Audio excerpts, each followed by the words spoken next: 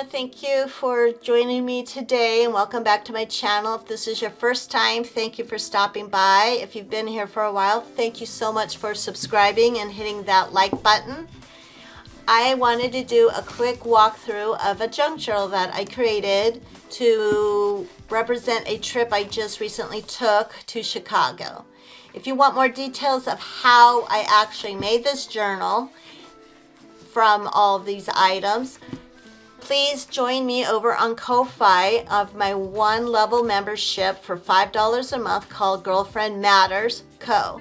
There you will have access to the videos along with other lessons that I've been creating for my members. This was an idea that came about when we went to Chicago. I was going to collect papers anyways and just put it all in a travel journal. Then we went out to pizza to Louis Maltini's, and they brought back at this one of these, not this particular one, a pizza box for our leftovers, and it was this size, and I said, how cute would this turn into a journal? So therefore, that's why it's now a journal. So I'm going to open it up and just do a quick flip through of it. I used different papers from restaurants that I went to, places that I went to, and that's about it. So here we go.